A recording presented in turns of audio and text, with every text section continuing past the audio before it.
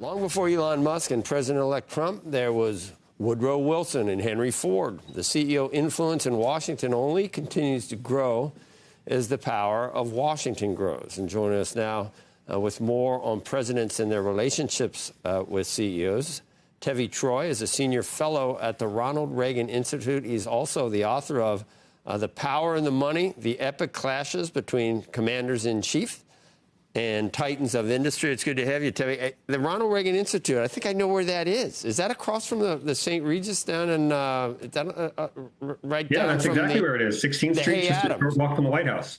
Yeah, the Hay Adams. I know exactly where that is. So, well, come visit. I would next time. You know, it just seems like everything in our lives, we think it's the first time it's happened. And, like, there's never been anything like Elon Musk with Donald Trump. That probably is it's not as unique as we think, is it?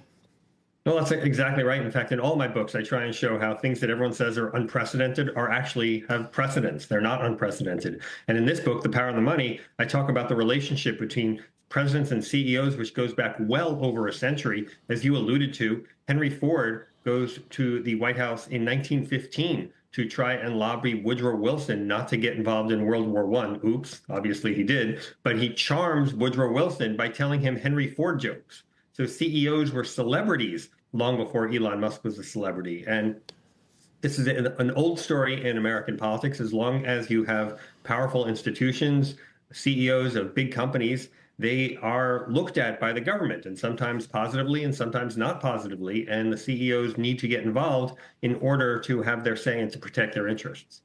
Right. But none of them owned X. But then again, Rupert Murdoch supposedly was a king. Supposedly Rupert Murdoch was involved in who was going to be the Republican nominee in some election, or at least they talked about it. And then I think, they made one of the most famous movies of all time. Citizen Kane wanted to be a kingmaker and influence everything. So even the media angle is not totally new. It just seems like it's a lot more pervasive with X. Yeah. Sure, and there's an even better example of Henry Luce, who is the head of Time magazine, which arguably had more influence than X, because Time was one voice. X is millions of voices. But Henry Luce was all for Eisenhower in 1952. He was writing positive editorial coverage. He helped devise the Republican foreign policy platform that year. He provided staffers for Eisenhower in his 52 campaign. And of course, Eisenhower was victorious, and Luce had a lot of influence in that administration. This is the Time magazine. This is the Time magazine. Back through Italy. This is the Time magazine guy. Yeah, Henry Luce, the founder of Time magazine. With a Republican? What? Backing a Republican? Yeah. Oh, he was a huge Republican back then. That's right. And the magazine changed. That's totally true. That never happened. I don't believe it. Tevi, I got a question. It was a more Republican magazine, but you're right. That's a big change. Tevi, I got a question for you, which is we're seeing a lot of guys, obviously, from Andreessen Horowitz and Silicon Valley, obviously going into this administration now. And I was thinking back to the financial crisis and even the last 30 years where a number of very prominent partners, alumni of Goldman Sachs, made their way into government. It was sort of a tried and true thing that, Goldman Sachs did, not to demonstrate their civic mindedness, but that, they took great pride in that people would work at the firm and then they'd go off and do things in government. And it worked and was, I think, a great benefit to, frankly, taxpayers and the government. However, as you know, the financial crisis happened. Hank Paulson was the Treasury Secretary, and all of a sudden, it became known as, Government Sachs. I don't know if you remember this. It became sort of a meme, Government Sachs everywhere.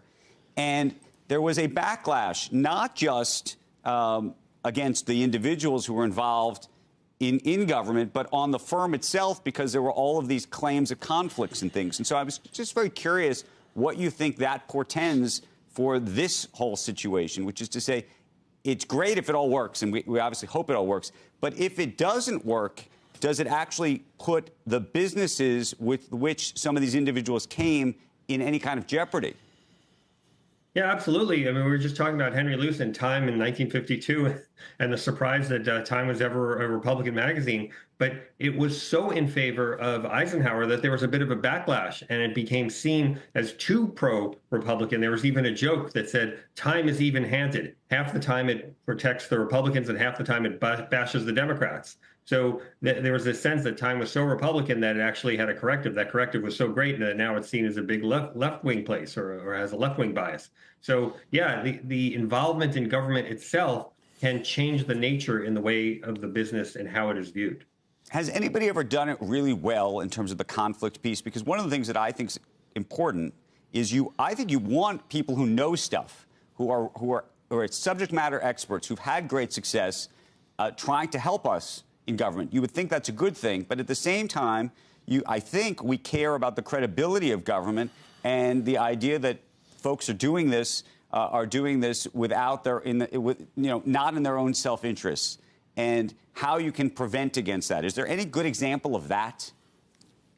Sure. I mean, you can go back to both 1895 and 1907 when J.P. Morgan himself gets involved in two financial crises we have. And despite the reluctance of presidents to deal with him because he was an unpopular fellow, he helped save the U.S. in two financial situations, both in 1895 and 1907. So those are good examples. Another good example is Lew Wasserman, who was a Hollywood mogul who got very close to LBJ, to Lyndon Johnson. And he said to Lyndon Johnson before the 64 election, which was a landslide win for Johnson, I have to ask you a favor. And Johnson kind of blanched, wondering what the favor was going to be. He said, I want you to promise me I'll never have to serve in government. So by being an outside advisor, it worked out better for both of them.